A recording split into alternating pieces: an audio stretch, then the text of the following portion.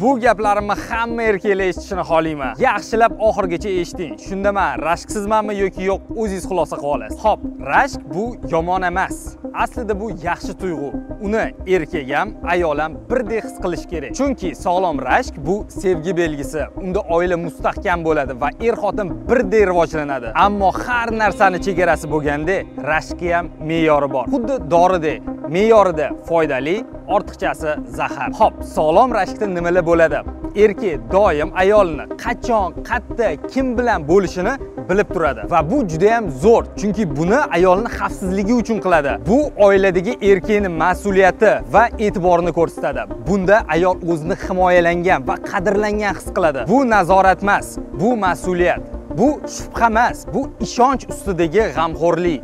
Lekin ba'zi erkaklar rashkka kasallikka aylantirib yuborishadi. Instagram, Telegram umuman ishlatmaysan. Kecha soat 1da nima onlayn eding? Kimdan yozishyapsan? Hech qayerga bormaysan, uyda o'tir, bolalarga qara. Mana shu va shu ko'rinishdagi gaplar bu rashk emas, bu psixologik zo'ravonlik. Bu o'z ichki komplekslarini ayoliga tushirish. Ko'pincha bunaqa rashkli erkaklarning ko'ziga ko'chadagi har bitta ayol obyekt bo'lib ko'rinadi. O'zi ko'chada qing'ir yo'l bilan yuradi va ayolni ham o'ziga o'xshatadi va o'zini ichki iflos fikrlariga ayolni ham qamab bo'g'ib qo'yadi. Ko'chada sal etbeti ochiq qizni ko'rganda ushteklarni chaladi. Qo'pol qilib aytganda, ko'rib qolganda miyasi shimpanzenikidan farq qilmay qoladi. O'zini nafsini kontrol qilish o'rniga, yo, hamma mas'uliyatni ayollarning yelkasiga tushirib qo'yadi. Rashqi niqob qilib kiyib oladi-da, lekin aslida faqat ayolini sindirish uchun yashaydi. U o'zini xo'jayin deb ataydi, lekin asl xo'jayin o'z tuyg'usini boshqara oladigan erkak emasmi? Yana ayrim erkaklar ayolni ta'lim olishiga, rivojlanib, o'z ustida ishlashiga qarshi chiqishadi. Xullas, ayolini o'qitmaydi, seni hammadan qizg'anaman deb uy qamog'iga tiqib qo'yadi. Bu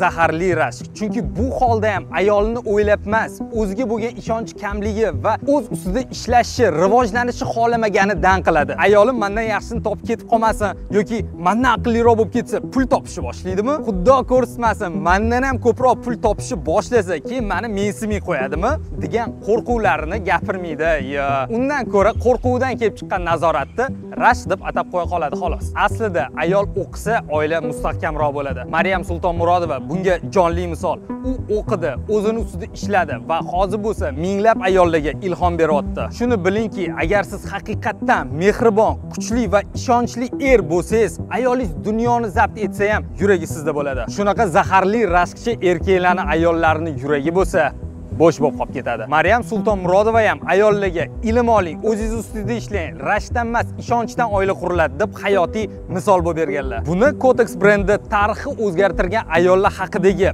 Birinchilar nomli loyihasida ko'rib olishingiz mumkin. Maryam 1905-yil Xivada tug'ilganlar. U paytlar ayollar o'qitilmasdi. Maryam esa o'sha vaqt Germaniyaga borib o'qidilar, rivojlandilar va o'z ovozlarini topdilar. Shuna qilib minglab ayollarni uyg'ota oldilar. Agar ularning yonlarida ularni qo'llab-quvvatlagan, hurmat qilgan erkak dadalari bo'lmaganida bu yo'l imkonsiz bo'lardi. Va agar Maryam o'sha payt taslim bo'lganlarida, hozirgi vaqtda minglab ayollarimizni og'zi haligacha yopiq qolib ketgan bo'lardi. Ba'zi otalarchi haligacha o'z qizlarini ataylab o'qitmayapti. Xullas, men shunaqa ijtimoiy muhim ahamiyatga ega bo'lgan loyihalarni qo'llab-quvvatlayman. Kotex birinchilar loyihasiga ham rahmat. Xalqimiz o'zini birinchi qahramonlarini albatta tanishi va ilhomlanishi kerak. Endi o'zingizga savol bering. Siz qaysi tarafdasiz? Sevgi tarafidami yoki zo'ravonlik?